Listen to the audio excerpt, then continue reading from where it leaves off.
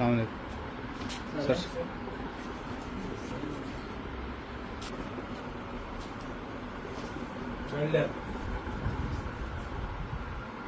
मेरा नाम ओम प्रकाश, पिताजी का नाम राजू राम जी।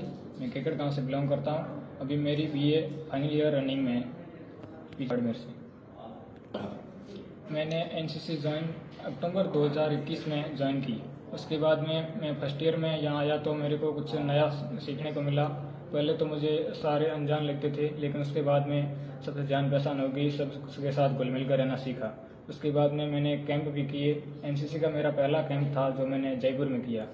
उसके बाद में आगे और भी कैंप आते रहे और कैंप करता रहा। और मैंने ईबीएस भी कैंप किया उदयपुर में। एक ट्रैकिंग कैंप आया, फिर उसके बाद वो शिलोंग में ट्रैकिंग कैंप था, वो किया।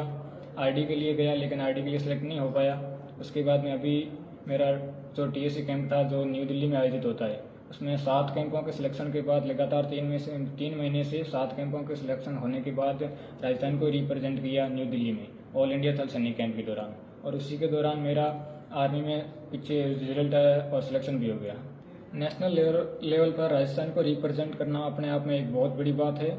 मुझे इसका मौका मिला, इसलिए इसकी मुझे बहुत ज़्यादा खुशी है और मुझे अपने आप पर गर्व भी है कि मैंने राजस्थान को रिप्रेजेंट भी किया। जो राजस्थान को रिप्रेजेंट करने के लिए जहाँ तक दिल्ली में सिलेक्ट हुए, उनके सबसे पहले यहाँ से यूनिट से सिलेक्ट करके बच्चे भेजे जाते हैं, कैडेट को भेजा जाता है ग्रुप लेवल पे। ग्रुप लेवल में 2 कैंप हुए लगातार, जिसमें सिलेक्शन हुआ।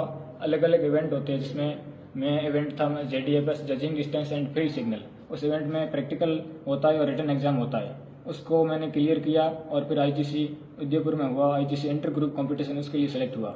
वहाँ से राजस्थान के 4 ग्रुप है, 4 ग्रुपों से वहाँ कैडेट आते हैं और फिर सबका उनमें कंपटीशन होता है। उनमें जो टॉप में होते हैं उनको राजस्थान को रिप्रेजेंट करने के लिए न्यू दिल्ली में भेजा जाता है। तो मैं एक छोटे से गांव से निकलकर नेशनल कैंप जो न्यू दिल्ली में आयोजित हुआ उसमें राजस्थान को रिप्रेजेंट किया। उसमें डॉक्टर आदर्श किशोर जी सर की बहुत बड़ी भूमिका है। उन्होंने मेरे को यहाँ से पहले भेजा, कॉलेज के द्वारा उन्होंने मेरा नाम सेलेक्ट किया और आगे ग्रुप के लिए भेजा, उसमें मैं सेलेक्ट हुआ। तो सर का बहुत बड़ा इसमें योगदान है और मैं सर का बहुत धन्यवाद आभार करता हूँ। मेरी पारिवारिक पृष्ठभूमि, जब मैं 3 साल का था तो रीढ़ की हड्डी फ्रैक्चर होने की वजह से पिताजी का साया सिर से उठ गया।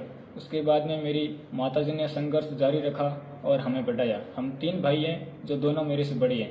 एक बड़ा भाई है जो पहले गांव में टॉपर था, टैलेंटेड भी था, लेकिन पिताजी के एक्सपायर होने की वजह से थोड़ा माइंड डाइवर्ट हो गया, लेकिन वर्तमान में अभी वो प्राइवेट स्कूल में पढ़ाता है। और दूसरा है जो अभी ड्राइविंग करता है।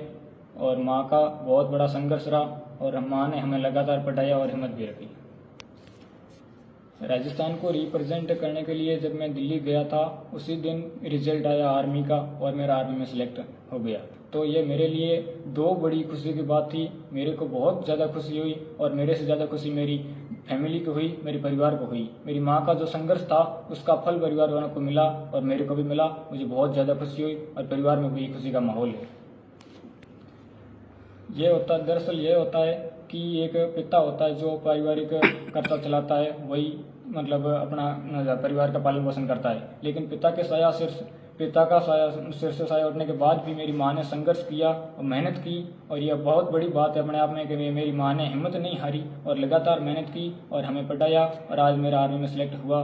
मैं बहुत आभारी हूँ माँ का और परिवार में बहुत खुशी का माहौल भी है।